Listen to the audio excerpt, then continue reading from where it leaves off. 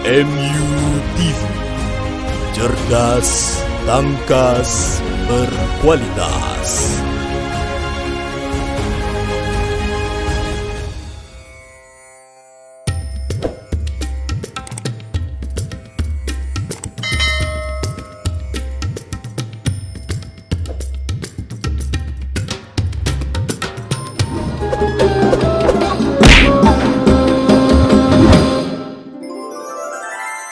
Kemuliaan Abu Bakar Ash-Shiddiq. Abu Bakar bernama asli Abdullah.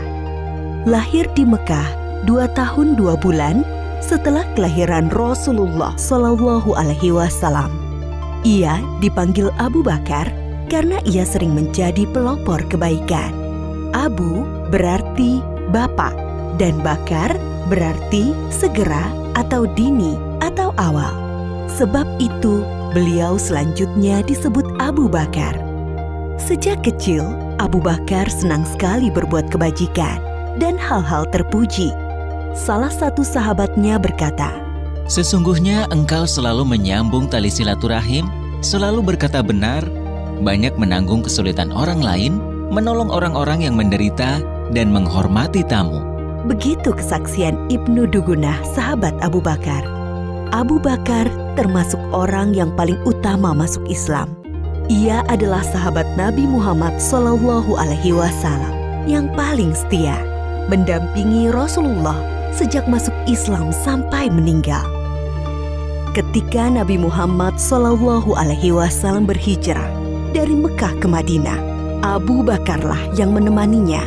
Pada saat itu, Kamis 27 Safar tahun ke-14 kenabian, waktu tengah hari, Rasulullah Shallallahu Alaihi Wasallam mendatangi Abu Bakar di rumahnya.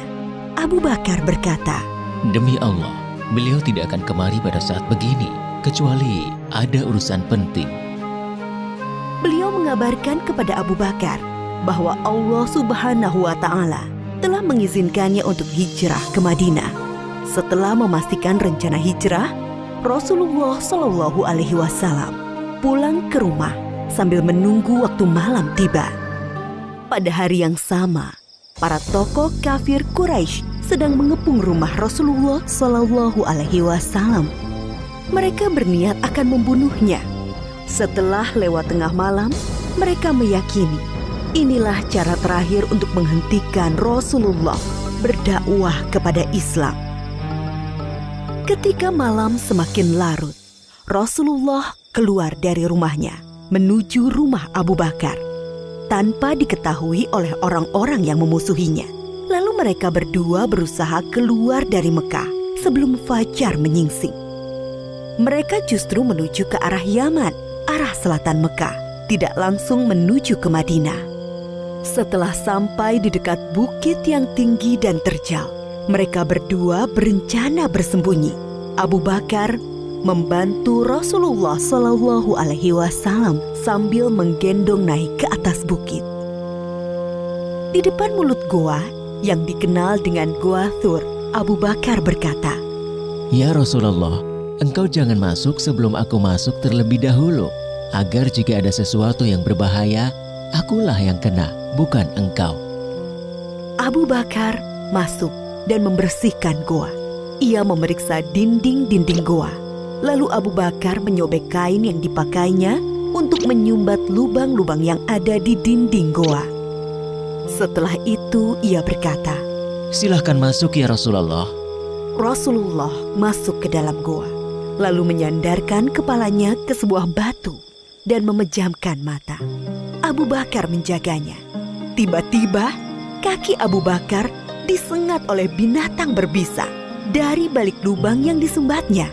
Ia berusaha tidak bergerak sambil menahan rasa sakitnya karena khawatir akan membangunkan Rasulullah.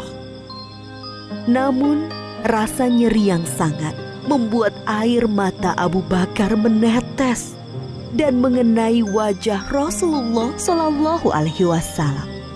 Rasulullah terbangun dan bertanya, "Apa yang terjadi, wahai Abu Bakar?"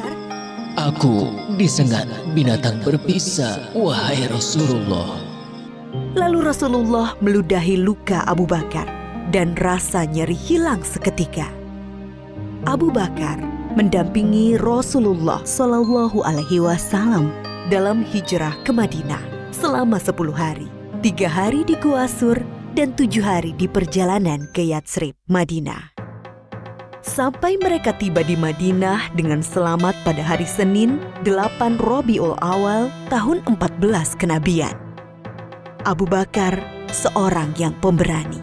Ali bin Abi Thalib berkata, Ketika perang Badar, kami mendirikan tenda untuk Rasulullah Shallallahu Alaihi Wasallam. Lalu kami bertanya, siapa yang bersedia mendampingi Rasulullah Shallallahu Alaihi Wasallam agar tidak ada musuh yang bisa mendekatinya? Demi Allah, tak satupun dari kami yang maju selain Abu Bakar. Abu Bakar juga seorang yang sangat dermawan. Putri Abu Bakar, Aisyah menceritakan, ketika masuk Islam, Abu Bakar memiliki 40.000 dinar keping emas. Ia menginfakkan seluruh hartanya itu kepada Rasulullah Shallallahu Alaihi Wasallam. Abu Bakar, seorang yang cerdas dan berilmu luas.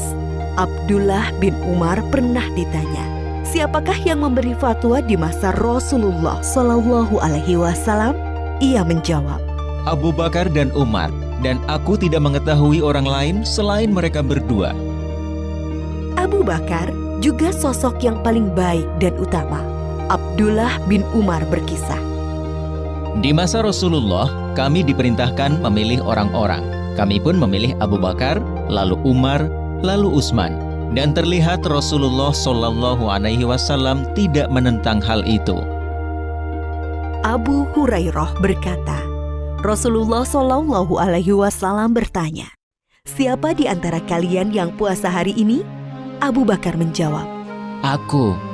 Rasulullah Shallallahu Alaihi Wasallam bertanya lagi, siapa yang ikut mengantar jenazah? Abu Bakar menjawab, Aku. Rasulullah Shallallahu Alaihi Wasallam bertanya lagi, siapa yang memberi makan orang miskin hari ini? Lagi-lagi Abu Bakar menjawab, Aku. Rasulullah Shallallahu Alaihi Wasallam bertanya lagi, siapa yang menjenguk orang sakit hari ini? Abu Bakar menjawab, Aku. Lalu Rasulullah bersabda, tidaklah semua perkara yang aku sebutkan tadi dilakukan oleh seseorang, melainkan orang itu akan masuk surga. Ketika Rasulullah Shallallahu Alaihi Wasallam jatuh sakit, kemudian sakitnya semakin parah, beliau bersabda, suruhlah Abu Bakar untuk menjadi imam sholat. Sebagian ulama sahabat memahami bahwa perintah ini adalah petunjuk Nabi Muhammad Shallallahu Alaihi Wasallam bahwa Abu Bakar adalah sahabat yang paling utama. Rasulullah juga pernah berpesan kepada Bilal sahabatnya, wahai Bilal, jika waktu sholat telah tiba dan aku belum datang, mintalah Abu Bakar menjadi imam. Oleh karena itu, setelah Rasulullah Shallallahu Alaihi Wasallam wafat, Abu Bakar dibaiat sebagai pengganti pemimpin umat Islam. Ia menjabat sebagai khalifah selama sekitar 3 tahun. Selama memimpin kaum muslimin, Abu Bakar telah banyak memberikan karya-karya penting bagi perkembangan Islam dan kemajuan kaum muslimin. Antara lain, memerangi orang-orang murtad yang keluar dari Islam, melanjutkan rencana pengiriman pasukan Usamah bin Zaid yang sebelumnya telah dipersiapkan oleh Rasulullah Shallallahu Alaihi Wasallam, memerangi para pembangkang zakat, memerangi nabi palsu Musailamah Al-Kadzab, dan membukukan Al-Quran. Ide pembukuan Al-Quran datang dari sahabat Umar radhiyallahu anhu.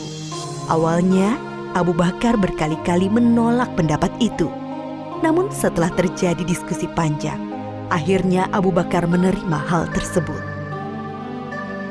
Lalu Abu Bakar memanggil sahabat Zaid bin Sabit, yaitu sahabat yang menjadi pencatat wahyu di masa Nabi Muhammad Shallallahu Alaihi Wasallam. Dia bercerita kepadanya, Sesungguhnya Umar telah mendatangiku dan ia berkata kepadaku, banyak sahabat penghafal Al-Quran yang gugur dalam perang Yamamah, yaitu perang melawan Musailamah Al-Kadzab, sang nabi palsu dan pasukannya. Aku khawatir peristiwa serupa juga menimpa para qurra, para penghafal Al-Quran dalam peristiwa lainnya. Akibatnya akan hilang sebagian besar dari Al-Quran. Wahai Zaid, engkau anak muda yang cerdas. Kami mempercayaimu sepenuhnya bahwa engkau juga juru tulis wahyu Rasulullah. Jadi, carilah ayat-ayat Al-Quran itu, lalu kumpulkanlah. Zaid menolak sambil berkata kepada Abu Bakar dan Umar, Mengapa kalian akan melakukan sesuatu yang tidak pernah dilakukan oleh Rasulullah SAW? Demi Allah, ini perbuatan yang baik. tukas Abu Bakar. Zaid mengulangi penolakannya Tidak, sambil bergumam, andai kata ia membebaniku untuk memindahkan sebuah gunung, itu jauh lebih ringan daripada perintahnya menghimpun ayat-ayat Al-Quran. Namun setelah diskusi, akhirnya Zaid menerima dan berkata, Akhirnya Allah Subhanahu wa Ta'ala membukakan pintu hatiku, seperti halnya Allah membukakan hati Umar dan Abu Bakar. Mulailah aku mengumpulkan ayat-ayat Al-Quran yang tertulis di dedaunan, pelepah kurma, tulang belulang, juga dari para penghafal Al-Quran. Setelah terkumpul menjadi satu mushaf, Khalifah Abu Bakar menyimpannya sampai wafatnya. Inilah jasa Abu Bakar yang sangat berharga dan masih bisa dirasakan oleh kaum muslimin hingga saat ini. Pada hari-hari terakhirnya, Abu Bakar sakit demam sekitar 15 hari. Beliau pun masih berpikir untuk kebaikan Islam dan kaum muslimin. Abu Bakar berusaha mencarikan pemimpin terbaik bagi kaum muslimin, memikirkan persatuan kaum muslimin, menjauhkan kaum muslimin dari perselisihan. Ia memanggil beberapa sahabat senior untuk dimintai pendapat tentang Umar. Ia juga meminta Utsman bin Affan untuk menuliskan surat wasiat, lalu memberinya cap stempel dan membawanya keluar untuk dibacakan kepada kaum muslimin agar mentaati keputusan Abu Bakar dalam menetapkan Umar bin Khattab sebagai penggantinya memimpin umat Islam. Aisyah, putri Abu Bakar, berkisah, pada penghujung usianya, Abu Bakar bertanya kepadanya, Pada hari apakah Rasulullah Shallallahu Alaihi Wasallam wafat? Aku menjawab, pada hari Senin. Ia berkata, Semoga aku meninggal antara saat ini hingga malam nanti. ternyata ia meninggal pada malam Selasa dan dimakamkan sebelum subuh.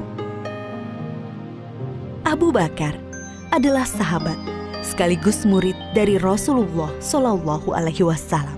Ia mencontohkan bagaimana seharusnya sikap seseorang kepada sahabatnya dan murid kepada gurunya, yaitu rela menemani dalam suka dan duka, siap membantu dan menolong dengan harta, tenaga, waktu, bahkan jiwa, dan selalu berusaha menghormati, memuliakan, dan melindungi kehormatannya.